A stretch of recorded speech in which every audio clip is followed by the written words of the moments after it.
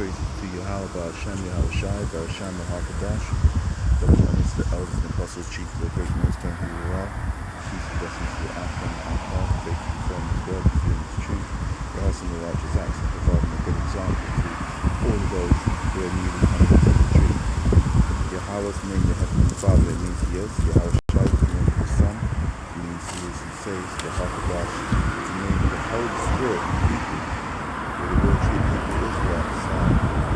Psalms 83, and the so-called lost tribes of Israel aren't lost because they're out in the midst of the garden somewhere, or in some remote city in the middle of the Amazon jungle.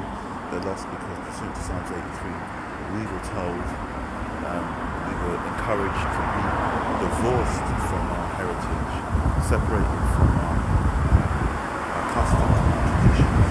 Which one of those was the covenant made initially between Abraham and passed on to Isaac and then passed on down to Jacob, which was the seed to us that the promises are given. Obviously, the elect chosen from the foundation of the earth, there are going to be some of us, the elect of the people chosen who are prophesied and who will escape destruction of Babylon the Great. Babylon the Great being America, the United States, NATO.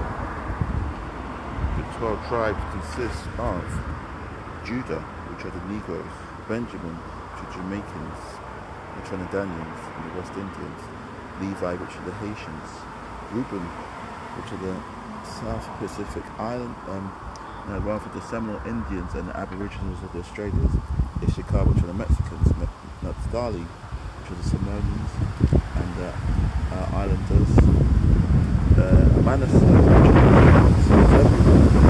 are Simeon, Asher, the Argentinians, Venezuelans and Brazilians, Ephraim, which are the Puerto Ricans, and Gad, which are the Northern Americans of England. So these are the true 12 tribes of Israel. They're not 12 tribes of Israel at all. Well, actually, they don't teach the 12 tribes. They don't teach. They just say that there are certain people who are, who claim to be Jews, or who let's say are the, what's the word, de facto Jewish people who have taken that name upon themselves, despite the objections and the incredulity of many others, but notably one of being the King he said the Jews left white and left black. Anyway, continuing on. Also Esau, knows about that his time is up. He knows that the devil is a great reference. He knows he has a lot of time. I think it's I'm not sure which scripture that is. It's Revelation, I'm not sure.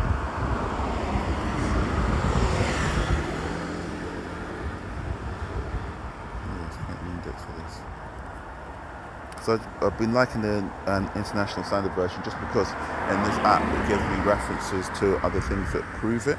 One of the things that I was talking about earlier was the Gentiles and in 1 Peter, where it says, an apostle of Jesus Christ to the exiles of the dispersion in Pontus, Galatia and Cappadocia. Now, in the King James Version, that would say,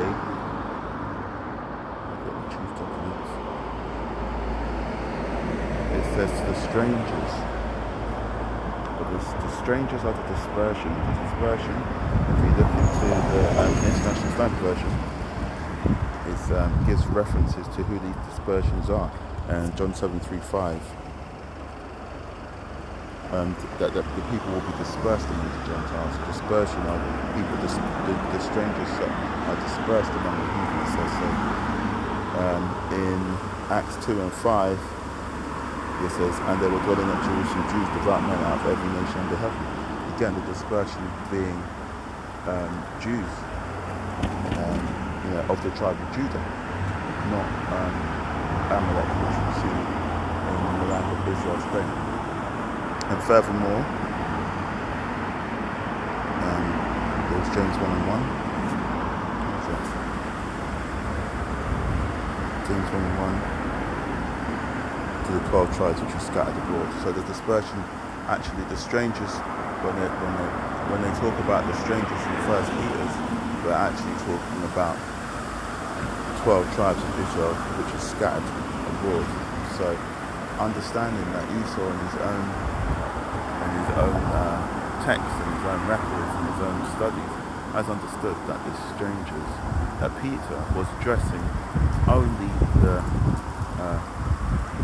12 tribes of Israel. It wasn't every nation. And when that is read, it says, and when he says later on in Peter, he says, go out to everyone. He mentions everyone. It's in the context of everyone whom he's addressing. So we have to understand that. So what I might call John 3:16 is are incorrect in believing that salvation is for everyone. It is only for the 12 tribes of Israel, and according to Romans, what Paul says in Romans is pertaining to the flesh. Let's see if I can find it. I don't know if it's going to have the same. Oh, did it finish doing that?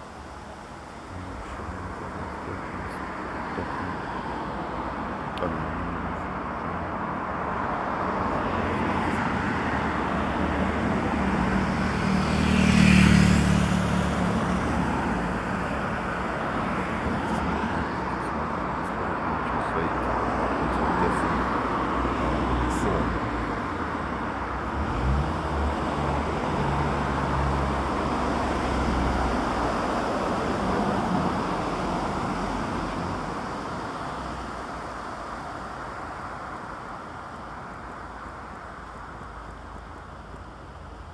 Romans 4 and 1. What shall we say? It's Abraham as the father, that's pertaining to the flesh was found. So our father pertaining to the flesh, but that's not really the only one I was thinking of.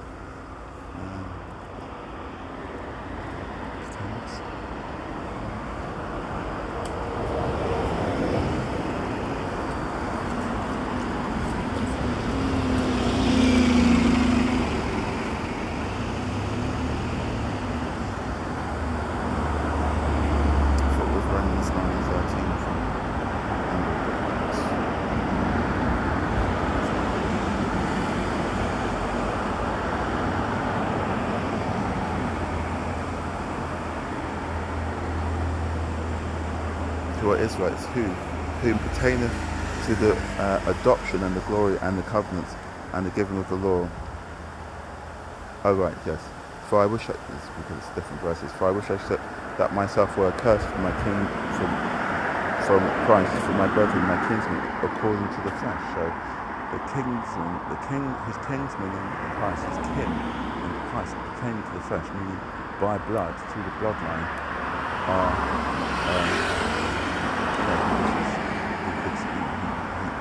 he could curse himself and say what he was. This is what he's saying. Who are Israelites, to whom pertains the adoption. So through the flesh, through the bloodlines, what he's saying is, they're kinsmen, and those same kinsmen who are Israelites, through being an Israelite, they have the adoption, the covenants, and the glory. The prophesied glory of the kingdom of Israel. We are kind of witnessing the downfall of Babylon the Great. I don't know, if some people can feel it, some people can see it. But there's an old West Indian saying: those that can't hear can feel, right? So even if you've not heard about it, even if you can't see at the moment he's collapsing, we can at least feel it, we can at least see that the end of Esau's kingdom is at hand, and the destruction of Babylon the Great is nigh. We really need to level build ourselves up and make sure that that we're on point, because as it says in the scriptures, and this is what I was going to find earlier, having great wrath, because maybe has a little time, I think it's Revelation 13, I'm not sure. Revelation 12. Therefore, ye heavens, and ye that dwell in them, woe unto the inhabitants of the earth and the sea, for the devil is come down unto you, having great wrath, because he knoweth he hath but a little time. So Esau knows that his kingdom, well, basically his fractional reserve banking system is broken. The idea of fiat currency is a bubble, and it's going to burst for the last time. His ideas in economics are flawed. Cannot, have infinite growth with finite resources. I mean, it doesn't take anybody with half a brain to figure that out. But I think right now we're seeing that the chickens are coming home to roost. You cannot fool all the people all the time, and you can't continually exploit all the other people and expect that it will never come to your door. It says, who obtaineth fields by violence. I see we say that by violence is coveted fields and stuff like that. Let's see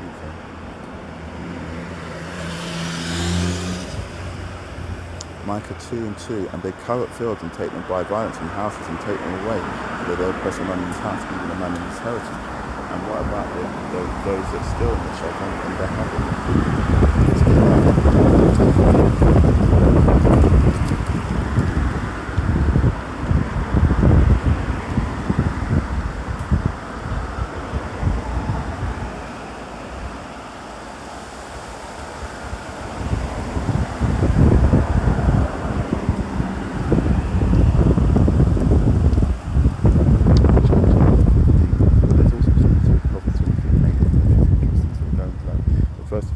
Job 20 and 15, and I'd actually like to get this in the New Standard, International Standard Version.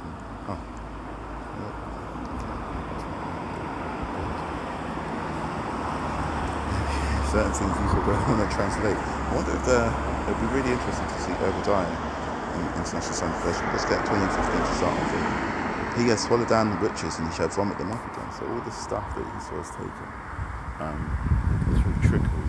I've been reading what Britain or what England did to Nigeria, and it's just all about deception and trickery, pretending you're friends with someone, getting them to, having them invite you into their home, making those notes, pretending you're interested in their military structure, making those notes, and coming back and screwing them over. And Putin up in Russia is aware of that. He's almost fallen for the trick bag himself. Edomites fell for other Edomites' trick bag, because at the end of the day you might think that they're brothers, but really Esau doesn't respect any law. And it goes back to Genesis 25, 26. Esau says what will the profit him? Because he's about to starve. Well, he wasn't really going to starve to death. Royal household, servants and all sorts, and lots of cattle. So he just wanted to drink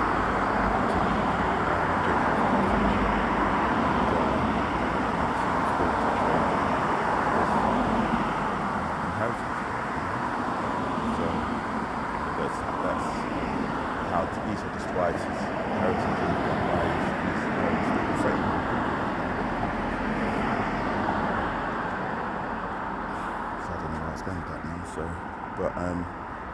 Swallow down riches and he shall vomit them up again. So this time that we're in, where Esau, we are currently in the UK enjoying all the benefits of the UK exploitation of countries and cities and nations like India and Africa and stuff like that. But this is all coming to an end, and there's a lot happening. Actually, there's a perfect storm brewing. What a crazy tyrant of the president of the United States, the reincarnation of Nero, a lot of people says, who's the same emperor who was in charge of Rome all the time, war in Ukraine,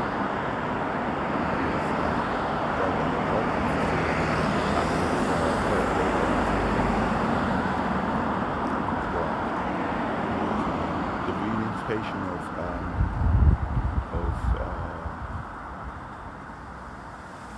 of Ephraim, or rather of the northern and southern kingdoms of Ephraim and Judah, who were kind of getting back together. And the stick, the very stick that will break Esau, and it's sort of, and in my opinion, that was the stick of the rod of Aaron, which was also in the ark that budded. So a rod, when you take it from the tree, dry it out. If it's too wet, it'll be bendy, right? When you dry it out, it's properly dead. You can use it as a stick and a rod. Not only is it for stability and to guidance and guiding you through, to guide a person through, but it's also as a weapon. So we have to understand the symbolism of the rod of Aaron, which was one of the items that was in the tabernacle that Moses carried around. When he's dead, and life's right with him. For me, we have to confirm with genius. For me, that also symbolise this state, the quickening of actually, let's see if I can get that in the International Standard Version, because it'll be really interesting to see how that's translated. In Ezekiel 37, the rod represents the reunification of Ephraim and Judah, the northern and southern kingdoms, and they're being united to make a rod for the back of Esau, which I think is around Isaiah 19 or Isaiah 14. Talk about when Esau goes into slavery and he's put, they're gathered up and made to repair all of the damage that they've done up the kingdom before being gathered and tossed from the slave. So this is where we're going to. You can see that and Esau, he's got two choices right now. Trying and the scripture will tell us what he's got two choices. His choices are to try and see if he can find a way to swerve out of it. And it's quite interesting. Films like Avengers and Endgame and stuff.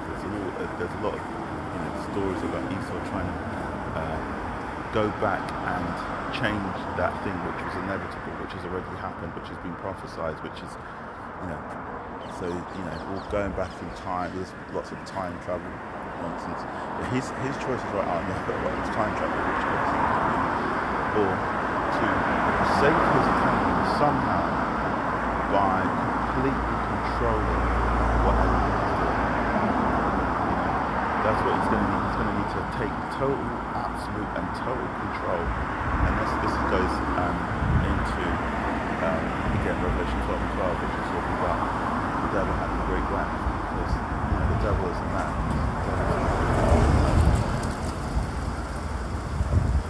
I think it's in Isaiah 49 where it says this is the man that caused the earth to tremble, but the devil is a man. I don't know what the devil is, but it doesn't mean that it's he was a liar from the beginning, the reincarnation of Cain, the reincarnation of Esau. He's got great wrath because he knows he has a lot of time, so he's going to really try to control things. We're seeing that, right? We're seeing for him to, at the moment, kind of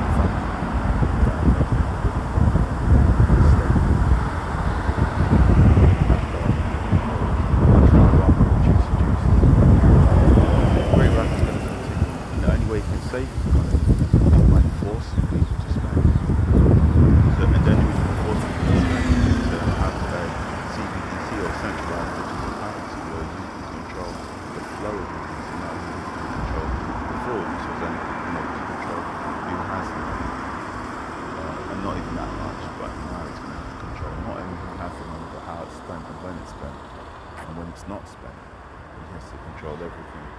And since the Revelation 13:16, it looks like he's going to have to chip everybody in point, give everybody the microchip, and sort of like an RFID device, which not only, when I looked at the RFID specification, it showed that devices, there's two things: near-field communication and RFID. Near-field communication uses sort of magnetic inductance, I think, to power the chip, as well as communicating with it. But RFID doesn't necessarily need RFID chips.